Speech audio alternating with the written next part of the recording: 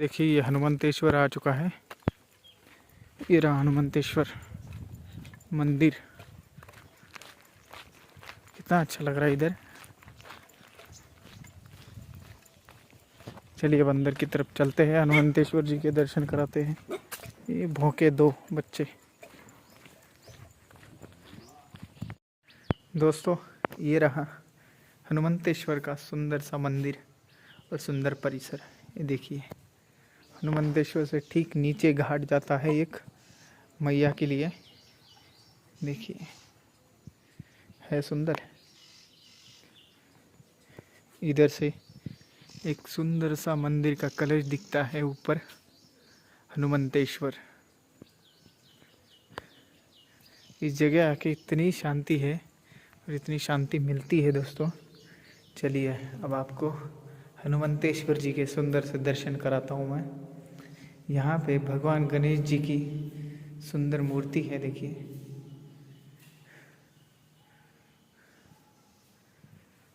भगवान नंदिकेश्वर,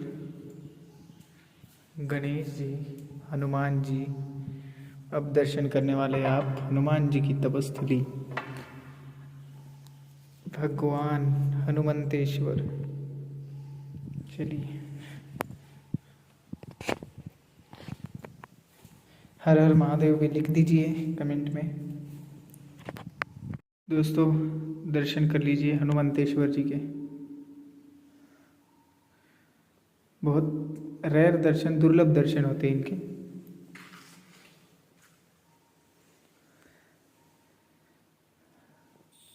ये हनुमंतेश्वर जी, ठीक है।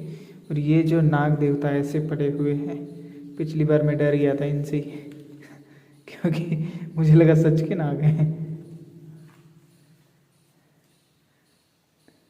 सुंदर दर्शन। और यहाँ की एनर्जी मैं आपको अब फील कर सकता हूँ, बस बता नहीं सकता। बहुत सुंदर खतरनाक एनर्जी।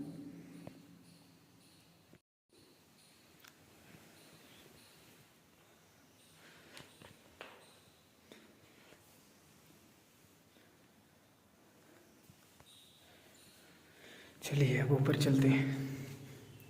यहाँ पे देखिए एक नाग देवता की यहाँ पे केचुली बोलते हैं उसको, वो रखी हुई है।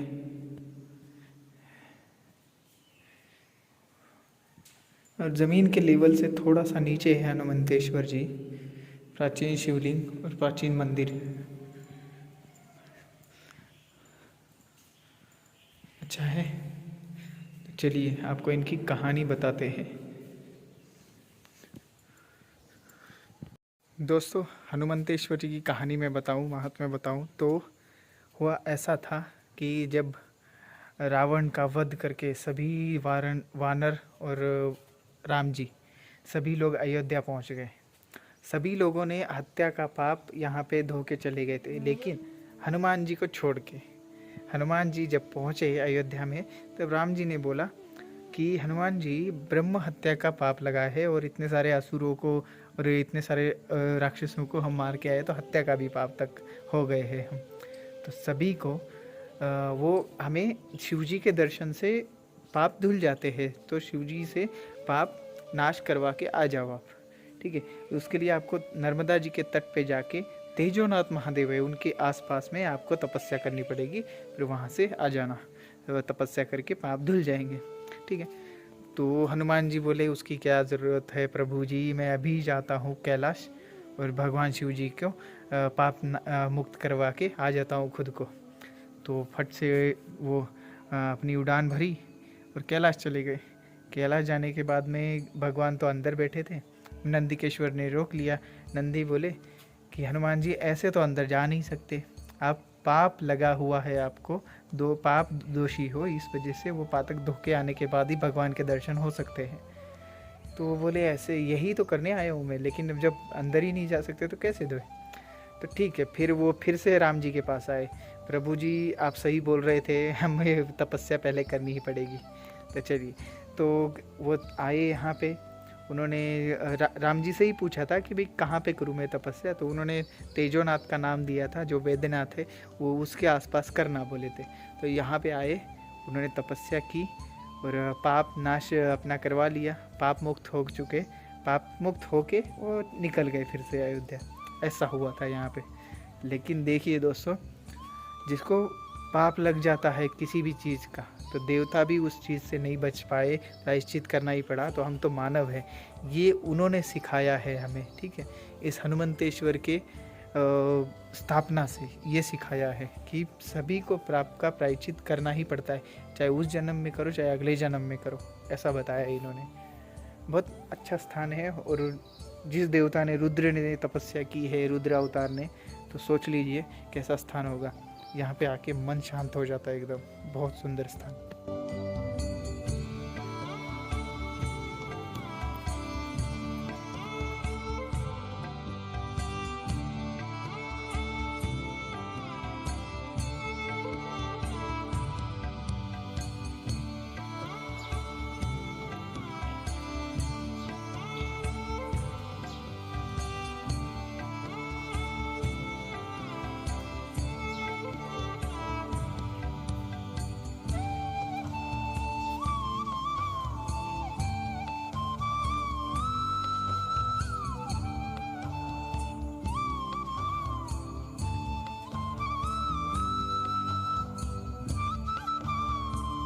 अब हम थोड़ा सा फिर से पीछे आके फिर से यहाँ से रास्ता है, ये देखिए, ये वाला रास्ता डायरेक्ट नीलकंठ जाता है।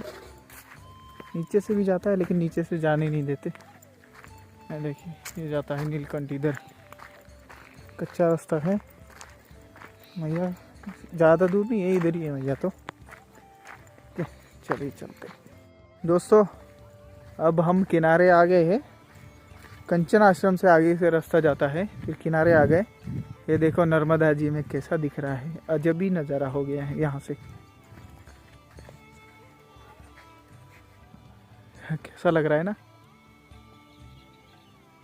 इसकी एक फ़ोटो निकाल के रखता हूँ मैं। देखिए नज़ारा, ये देखते देखते हम चल रहे हैं आगे की तरफ, नीलकंठ धाम।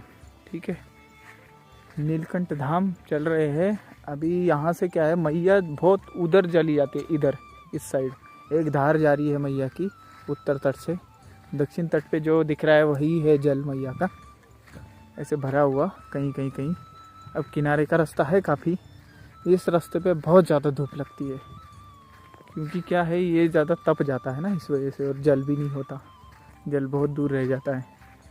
चलिए अपन नीलकंठ धाम पहुँचते हैं, फिर आपको दिखाते हैं। नीलकंठ धाम बहुत सुंदर बनाया गया है नीलकंठ वर्णी जी का। नीलकंठ वर्णी जी की हिस्ट्री में बताऊंगा। हिस्ट्री क्या, उनका चरित्र बहुत सुंदर, और मैं भी इंस्पायर हूँ उनसे। कौन थे, कैसे थे, सब बताऊंगा। चलिए आगे।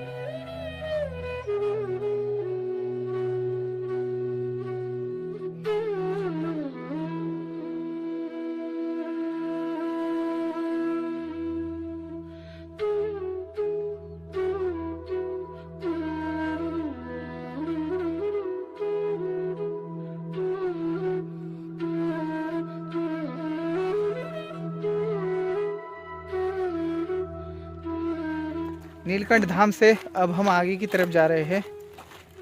एक जाम्बुवन जी की तपस्थली है, उधर जाते हैं अभी। और नीलकंठ जी के बारे में आगे बताऊंगा मैं आपको। क्या है, नीलकंठ धाम होने के बाद में हमें थोड़ा सा मैया के अंदर से जाना पड़ता है, वो दिखाता हूँ कैसा है। ऐसे जाना पड़ता है हमें, और मैया इस साइड रह जाती है। देखिए यहाँ पे है चांदोद, यहाँ पे। और मैया चांदोद से ही थोड़ा सा धारा उधर से उसी साइड से जा रही है, इस साइड से कोई धारा नहीं है दक्षिण तट से।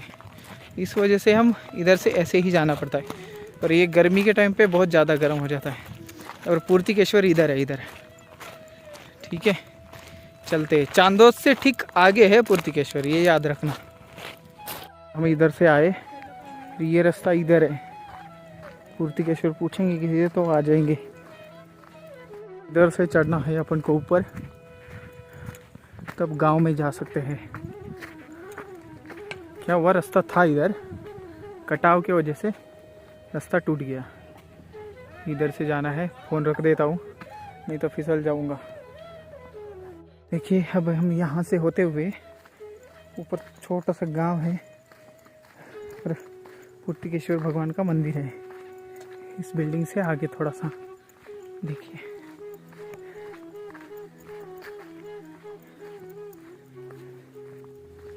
ये देखिए, ये हनुमान मंदिर है। यहाँ से रोड गया है इधर। आगे चलते हैं और इस हनुमान मंदिर की भी एक स्टोरी है, आपको बताते हैं। पहले हम थोड़ा बैग वूग रख लेते, फिर बताता हूँ। दोस्तों, ये है पूर्तिकेश्वर मंदिर। और यहाँ पे जाम्बुवंत जी की तपस्थली मानी जाती है। चलिए आपको दर्शन कराते हैं पूर्तिकेश्वर जी के। ये मंदिर भी प्राचीन है। थोड़ा सा ऊपर चढ़ना पड़ेगा आपको मैया के किनारे से, तब जाके हम पहुंच सकते हैं। चलिए,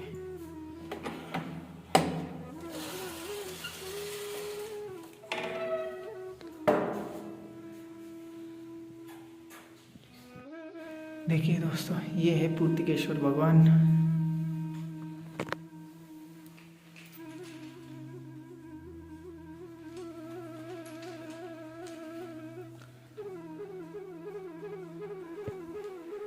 ये है जाम्बुवंत जी की तपस्थली है। ठीक है दोस्तों, ये जाम्बुवंत जी की तपस्थली क्यों है बताता हूँ।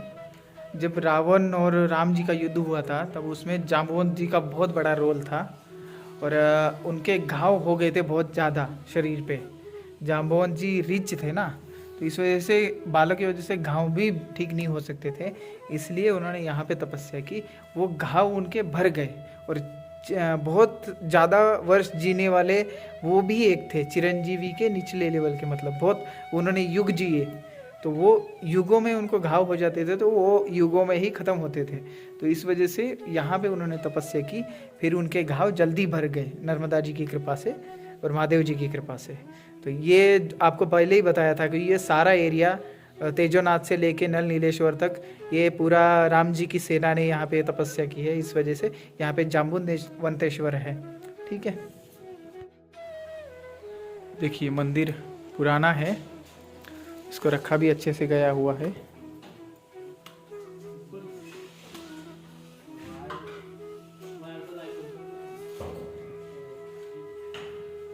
ये देखिए, सुंदर मंदिर है। यहाँ पे ज़रूर आइए। बस आपको मैया से थोड़ा ऊपर चढ़ना पड़ेगा, लेफ़्ट साइड में। तब पूर्तिकेश्वर पूछना है किसी भी। पूर्तिकेश्वर जी का ये मंदिर है। पूर्तिकेश्वर हनुमान, जाम्बुवन हनुमान भी वहाँ पे है। वहाँ पे एक्चुअल में उनकी तपस्थली है। ठीक है, इन्होंने मतलब बैठे उधर थे और इन्होंने यहाँ पे भगवान जी का ये जो शिवलिंग है यहाँ पे स्थापन किया था। उसको पूर्तिकेश्वर, ये जाम्बुवन हनुमान बोलते हैं। मंदिर भी बहुत सुंदर, रखा भी यहाँ पे अच्छा है। और यहाँ पे ज़्यादा लोग आते नहीं हैं, लेकिन आइए, तीर्थ स्थान है ये। नर्मदा पुराण में इसका उल्लेख है।